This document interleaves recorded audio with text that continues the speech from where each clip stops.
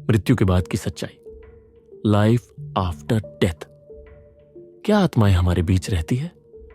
आत्माएं क्यों भटकती हैं? आज जानिए एक केस स्टडी के साथ। मृत्यु एक ऐसा शब्द जिसे सुनकर मन में कई सवाल उठते हैं। क्या मृत्यु जीवन का अंत है या फिर यह किसी नए सफर की शुरुआत? विज्ञान, धर्म और आध्यात्मिकता सभी की इस विषय पर अलग अलग धारणाएं हैं, लेकिन एक सवाल सबके मन में उठता है, मृत्यु के बाद क्या होता है और क्यों कुछ आत्माएं मरने के बाद भी हमारे बीच रह जाती है। आज हम इन रहस्यों की गहराई में उतरेंगे और एक सच्चे मामले का विश्लेषण करेंगे जो यह साबित करता है कि मृत्यु के बाद भी कुछ आत्माएं इस दुनिया में भटकती है। मृत्यु क्या है? मृत्यु को आमतौर पर शरीर का अंत माना जाता है।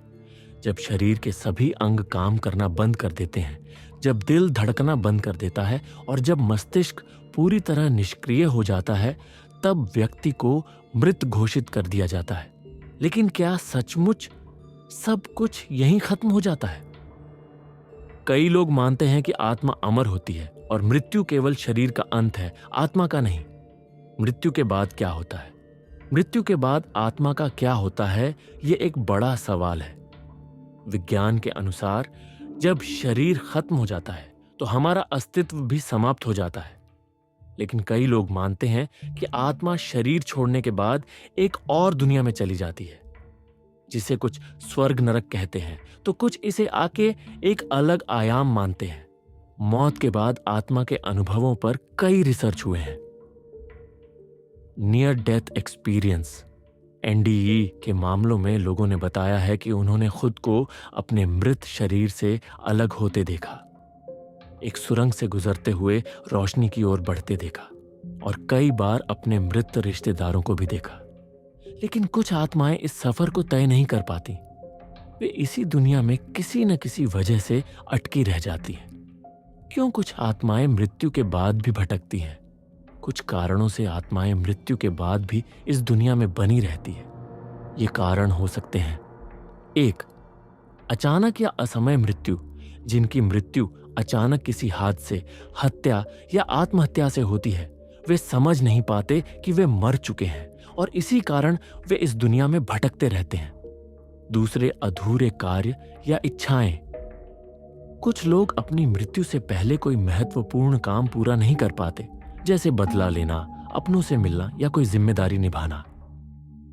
ये आत्माएं तब तक चैन से नहीं रहती जब तक उनका अधूरा काम पूरा ना हो जाए। 3. भावनात्मक जुड़ाव। कई आत्माएं अपने परिवार या घर से इतनी जुड़ी होती है कि वे इस संसार को छोड़ने के लिए तैयार नहीं होती। 4. अप्रिय मृत्यु स्थल। कई बार मृत्यु किसी भयावह स्थान पर होती है और आत्मा वहीं अटक जाती है। यही कारण है कि कई घरों, अस्पतालों और जंगलों में असामान्य घटनाएं होती हैं। एक सच्ची घटना, कलावती देवी का मामला। साल 1998 में उत्तर प्रदेश के एक छोटे से गांव में एक अजीब घटना घटी। 45 वर्षीय कलावती देवी अपने घर के आंगन में अचानक गिर पड़ी और उनकी मृत्यु हो गई। उनकी मृत्यु दिल का दौरा पड़ने से हुई थी। परिवार ने अंतिम संस्कार कर दिया, लेकिन कुछ दिनों बाद घर में अजीब घटनाएं होने लगी। रात को अचानक दरवाजे खुद ब खुद खुलने लगते, रसोई से बर्तनों के गिरने की आवाजें आती और घर के सदस्यों को ऐसा लगता जैसे कोई उन्हें देख रहा हो।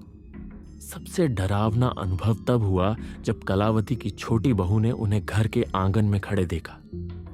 उसने साफ साफ उनकी छवि देखी और उनकी आवाज भी सुनी, मेरा काम अधूरा रह गया है।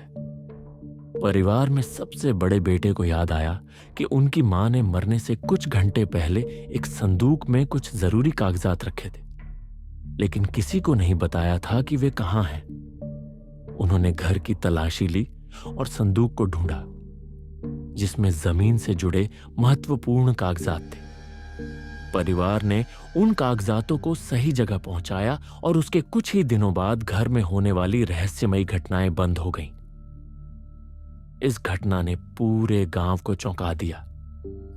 क्या कलावती देवी की आत्मा सिर्फ इसलिए रुकी थी क्योंकि उनका एक महत्वपूर्ण काम अधूरा था? मृत्यु के बाद क्या होता है, यह एक ऐसा रहस्य है जिसे पूरी तरह समझ पाना अभी संभव नहीं है।